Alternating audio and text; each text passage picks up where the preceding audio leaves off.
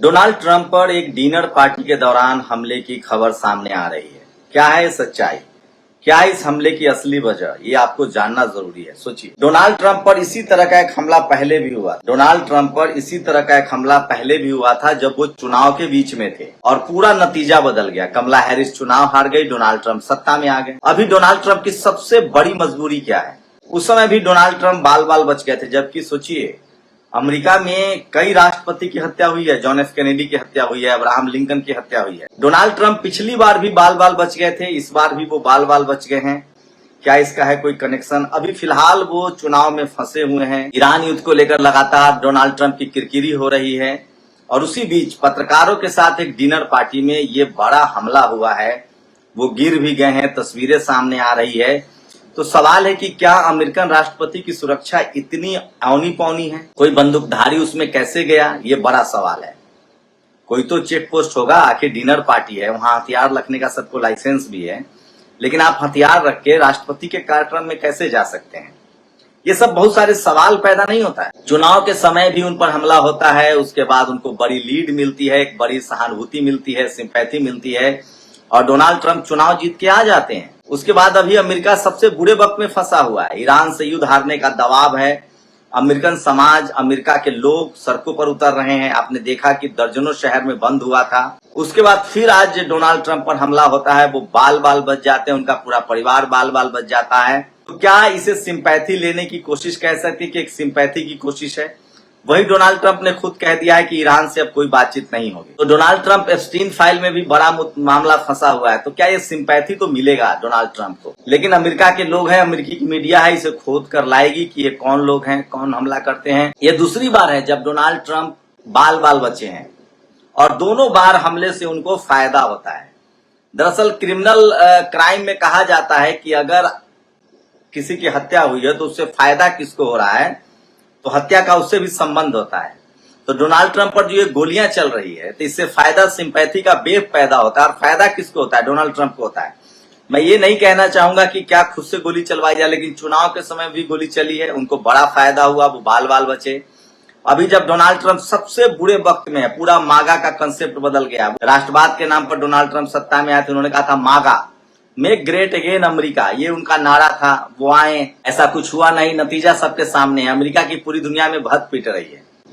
America के air force की हवा निकल गई है, उसके सारे जेट जो हैं वो मार गिराए गए हैं।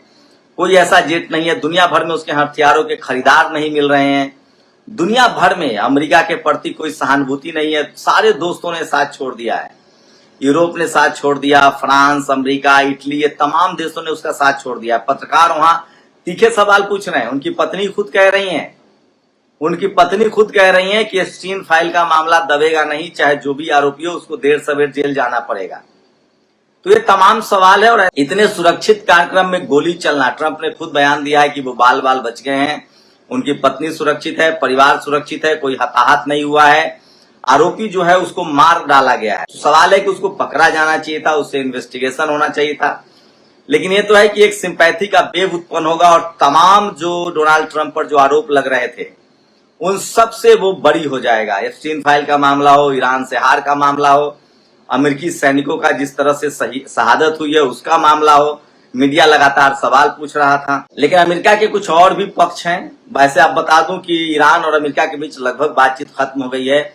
अब अमेरिका की तकलीफें शुरू होंगी। डोनाल्ड ट्रंप बाल बाल बच गए हैं, अच्छी बात है पूरी दुनिया के लिए। किसी की भी हिंसक हत्या गलत बात ठहराया जाता है। अगर डोनाल्ड ट्रंप से अमेरिका के लोग नाराज हैं तो वहां इम्पीचमेंट हो सकता है। डोनाल्ड ट्रंप को लीगल तरीके से प्रोसिक्यूट किया जा सकता है एप्स्टीन फाइल में। लेकिन इस तरह के हमले तो जायज नहीं ठहराए जा सकते। लेकिन यह है कि चुनाव के समय भी हमला, बड़ा सिंपैथी वेव पैदा हुआ, डोनाल्ड ट्रंप सत्ता में आ गए। अब जब सबसे बुरे वक्त में डोनाल्ड ट्रंप, तब फिर हमले की कोशिश, फिर वो बाल बाल बचे हैं और पूरी सिंपैथी उनके साथ होगी। तो एक बड़ा फायदा डोनाल्ड ट्रंप को इस हमले के बाद मिलेगा।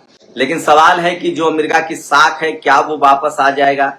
दुनिया भर में जो उसकी बादशाहत थी, उसके जो हथियारों की जो होड़ थी, वो वापस आ जाएगा? ये संभव नहीं है। वही सवाल है कि ईरान से कैसे निपटेगा अमेरिका? ईरान ने बिल्कुल बातचीत के लिए मना कर दिया है। डोनाल्ड ट्रंप ने खुद कहा है कि बातचीत फेल हो गया है। ईरान की कोशिश है कि कम से कम 6 महीना तो अमेरिका को बंदिशों का, पाबंदियों का मतलब समझाया जाए। 45 साल ईरान ने पाबंदियां झेली है, अमेरिका कम से कम 10 महीने तो झेले, 6 महीने 1 साल तो झेले। होर्मुज स्ट्रीट पर पूरी तरह से ईरान का कंट्रोल है। होर्मुज स्ट्रीट पर जैसे ही कोई शिप जाता है वो लगातार हमला करते हैं।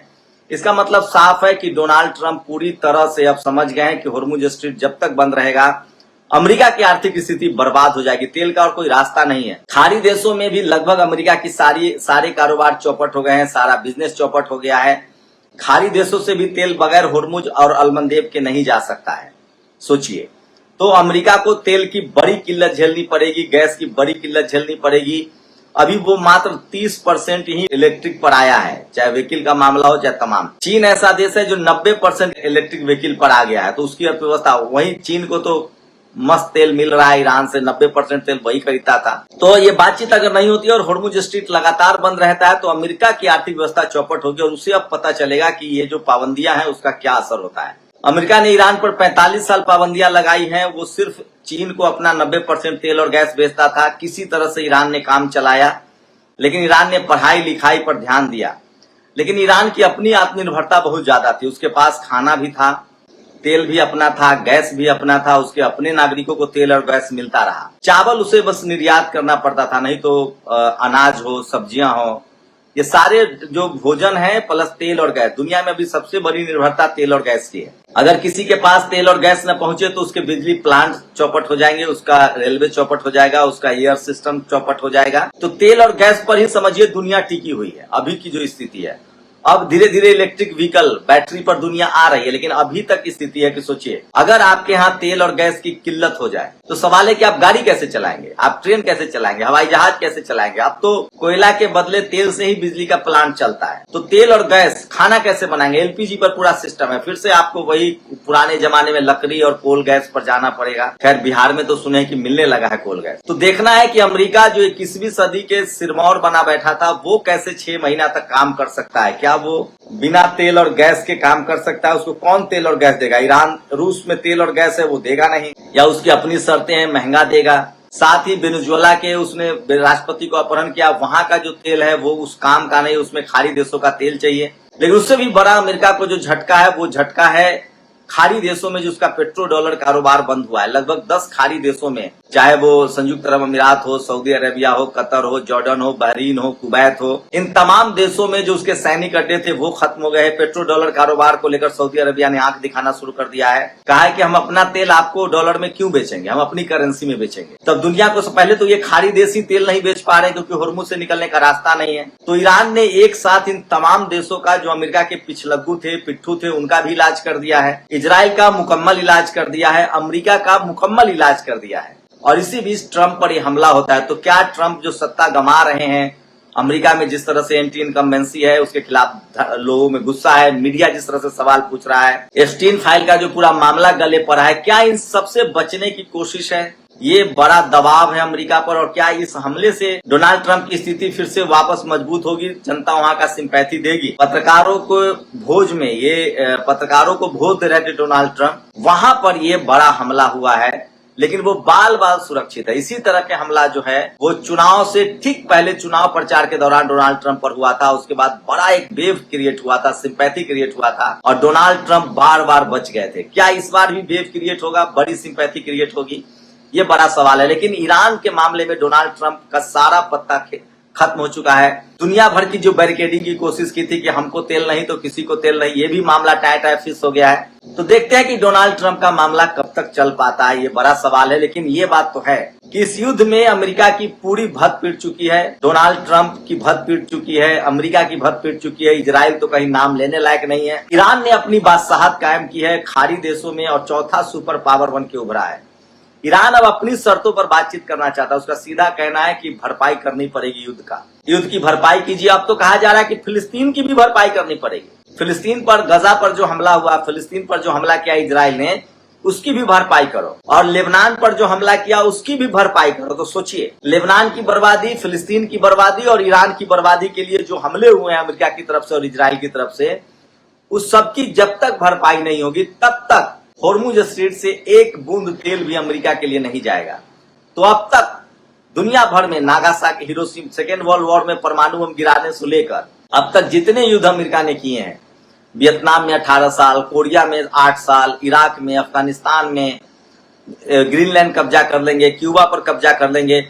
सोचिए, ऐसा कभी पाला अमेरिका का नहीं पड़ा था। अब ईरान कह रहा है कि जो जो हमले किए, तुमने मेरे ऊपर जो हमला हुआ उसकी भरपाई करो, लेबनान के हमले की और फिलिस्तीन पर हमले की भरपाई करो, तब जाकर सीज फायर होगा, तब जाकर हम तुम्हें तेल देंगे। और ये अमेरिका को अब पूरी तरह से फंस गया। देखते हैं अमेरिका की जो जनता है वो इस फायरिंग के बाद डोनाल्ड ट्रंप के प्रति सिंपैथी रखती है या नहीं रखती है। मैं फिर कह रहा हूं, राजनीति में साम दाम दंड भेद ये सब अपनाए जाते हैं। ऐसा होता रहा है दुनिया भर के देशों में। जब सत्ता पर पकड़ ढीली पड़ती है तो या तो धर्म का सहारा लिया जाता है या अपने ऊपर हमला भी करवाया जाता है, सिंपैथी भी गेन करने की कोशिश होती है। कुछ भी हो सकता है। फिलहाल डोनाल्ड ट्रंप बाल बाल बच गए हैं, अच्छी बात है। आप लोग अपनी प्रतिक्रिया जरूर दीजिए। शुक्रिया। नेशनल दस्तक की आपसे गुजारिश है कि अगर इसको बचाना चाहते हैं तो नेशनल दस्तक को सब्सक्राइब करने के लिए रेड कलर के सब्सक्राइब बटन को दबाएं, फिर बेल आइकन की घंटी दबाएं। नेशनल दस्तक को बचाने के लिए बहुत जरूरी है कि हर खबर को शेयर करें, लाइक करें, कमेंट जरूर करें।